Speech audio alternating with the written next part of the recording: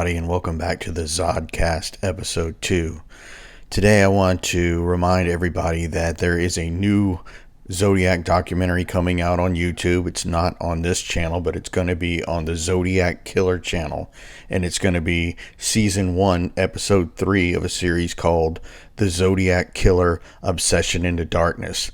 Now, if you haven't seen episode 1 and 2 of that series, definitely go check those two out. They're really good. You have a lot of good reenactments in it, a lot of information in both of those videos that I didn't even know before, and they're just extremely well put together. I'd say after This Is the Zodiac speaking, and his name was Arthur Lee Allen, I think they're probably the two best Zodiac documentaries there are, and really exciting that part 3 is coming out.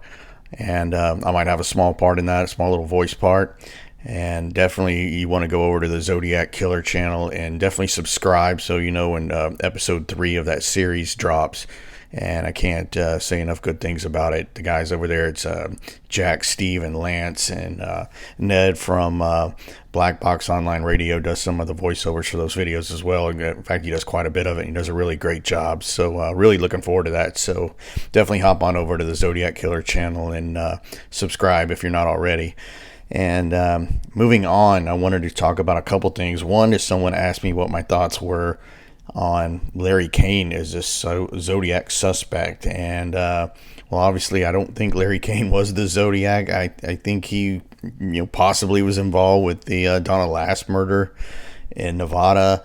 But I'm just kind of really digging into those crimes now. I'm going to write a new book about the non-canonical Zodiac crimes, so I'm really getting into that stuff. But Kane has a lot of things working against him as a Zodiac suspect, and number one is his size. He is a small guy. He was 5'6" and 160 pounds. He's a little guy. Nobody, not one witness to the Zodiac had the Zodiac being that small. It's just really unlikely. The best height description came from Cecilia Shepard, actually, at Lake Berryessa, although she was fatally stabbed and would die 2 days after that attack. She was asked by Deputy Dave Collins. He said, "I'm 5'10", and he's standing right in front of her and said, "How tall do you think the attacker was?" And she said, 5'11", 6 feet. And I think Brian Hartnell pretty much agreed with that, even though he did have the caveat is that he was terrible at judging height because he was 6'7". But nobody had somebody as short as 5'6". It's extremely hard to overcome that. And I always don't know why people come up with these suspects that are either way too short or they're too tall and thin. Some of these guys, Don Harden is a thin guy. This is other guy that came up. What is his name? Xenothon Anthony is his name. There's a lady on YouTube that says she solved the Zodiac 340 cipher, and it points to this guy named Xenophon Anthony that was seen by an 11-year-old boy in the Presidio the night of the Paul Stein killing, and said that this guy was him. But if you look at pictures of this guy, he's really tall and he's really thin. No one described anyone like that. What they saw was a guy around 5'11" to 6 feet, stocky Mike Migeot, barrel-chested Donald Falk at the Presidio. Brian Hartnell used the word walrus. No one was that tall and thin, and no one was short like Larry Kane. Larry Kane had a heavy accent. He was from Brooklyn, so if he was the Zodiac, he had to not only hide that accent, he probably had to wear some of Gene Simmons' platform shoes to make himself appear taller. And Larry Kane was not stocky. He was small and short. So that's a really big hurdle to get over. You'd have to have like some really overwhelming evidence going for you to overcome physically being that far off from what the witnesses saw. It's just my opinion, and that's it's a definite hard thing for a guy like Larry Kane to get over. They had writing samples from Larry Kane. None of them matched the Zodiac's writing, not even close. How that guy got to be that high up on the suspect list, I don't know, but that's just my opinion. I don't think anyone that disagrees with who I think it is stupid or anything like that. I just think Kane is one of the worst suspects out there. I do. It's just my opinion. So moving on, I just had a couple of housekeeping issues, if you will, as they pertain to Donald Cheney. And one is, I noticed on an article I had about a class that Don Chaney took at Bakersfield College in 1954. And I talk about this a little bit in one of my other videos, because it was a class where they presented at the Kern County Fair, and they were doing symbols and stuff from ship's codes. And I talked about how a lot of those ship code symbols and the weather symbols for the ships at sea were similar to the Zodiac's writing. But one thing I noticed is they listed, I think it was 8 or 9 students that participated in that fair that were part of that class. And I noticed that one of the fellow students of Don Chaney's was a guy named Robert Starr. And I thought that was kind of funny, because that's obviously the pseudonym that Robert Graysmith used for Arthur Lee Allen in his book, The Zodiac. So pretty interesting. I mean, definitely Don Chaney is the person that gave Robert Graysmith most of his material that became that book, and that ultimately came to David Fincher film. That is where Graysmith got a lot of his distortions and any truth. I mean, Graysmith was hanging on to everything that John Chaney brought forward, because John Chaney was the reason Arthur Lee Allen was a suspect. With no Don Chaney, you have no Arthur Lee Allen. And it's also important to remember that when you're talking in terms of Detective George Bauer. Now, Bauer was highly suspicious of Don Chaney. That is true. But it's probably only so far he could take that, because Bauer really wanted to convict Arthur Lee Allen. He wanted to be the guy that solved the Zodiac case. The problem with also implicating Don Chaney was Chaney would be your lead witness in any criminal case. He's the one that brought Allen forward, and he's the one that claims that Allen told him all this stuff about wanting to kill couples on lovers' lanes, about attaching a flashlight to his gun to shoot better, and all these other stories that he told Don Chaney. So how far could you take trying to go after Don?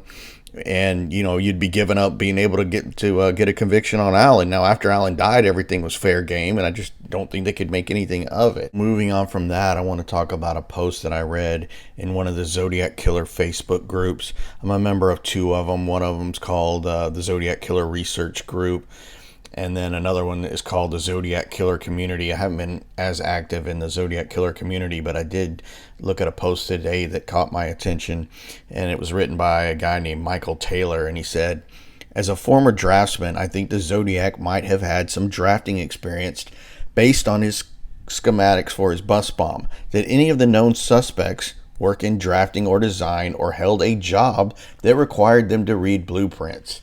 Well, in the words of one of my radio heroes, Art Bell, I would say to that, ding, ding, ding. Yes, this guy gets it. There's clues to that all over. The Zodiac symbol itself is what they call position in drafting. It's used a lot in metal cutting, in the ways you can cut metal for anything mechanical, and it's obvious that a lot of those symbols are similar to what the Zodiac used. And if you look at the bus bomb schematic, it's a flow chart for how to make the bus bomb. That's something that an engineer would do, or a draftsman. Well, we know Don could draft. He was a mechanical engineer. And of the known suspects, he's the only one that I know of that had any drafting experience. Larry Kane was a real estate guy. Richard Gaikowski was a newspaper guy. Arthur Lee Allen was a school teacher. The list goes on. Ross Sullivan, last job he had was a dishwasher. And we're talking about a guy who makes ciphers that no one's broken yet, and other than the first one, and talked about radians. This isn't a dishwasher we're looking for. I hate to say that, and I'm not disparaging that, but we're not looking for a dishwasher or a real estate guy. This guy's obviously has some engineering background that we're looking for, and no one else has that except for Don. Now, Gareth Penn's a pretty smart guy, and he even made the statement. Gareth Penn did that.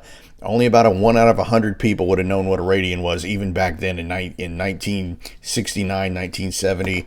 It would be pretty rare. So just going along with that thinking, that's who we're looking for. So just one more item of interest I wanted to point out is the message that the Zodiac wrote on Brian Hartnell's Volkswagen Carmagia car door after the Lake Berryessa attack. And most people know that the Zodiac wrote with what looks like a Sharpie, which probably didn't exist by then, but it looks like some kind of black magic marker or something like that. When he wrote pretty thick on the car door, he drew the Zodiac cross circle logo and Vallejo, and then he wrote the dates of obviously the different Zodiac attacks. The first being Lake Herman Road. He wrote 12/20/68, the numerals, and then he wrote the attack at Blue Rock Springs Park. He wrote 7-4-69, and then for some reason, the date of the attack that had just happened there at Lake Berryessa, the Zodiac writes out SCPT for September, and then 27-69,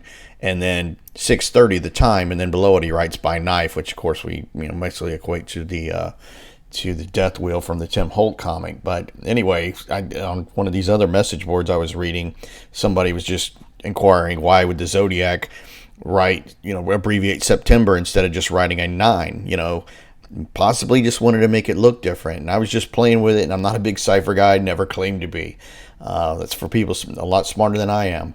But I did notice that it looks like the cross circle logo is directly above the E in Vallejo and seems to point down through the E in Vallejo and to the 20 written under it, and then the number 4 written under the 20.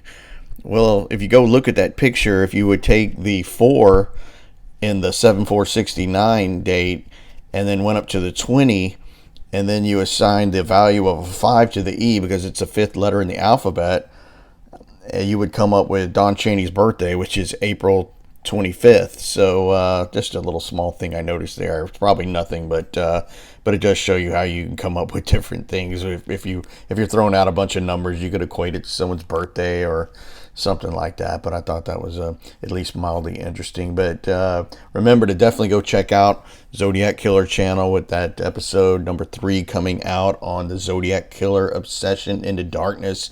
It's really going to be good. And also remember to check out Black Box Online Radio. Thanks for listening. Please like and subscribe.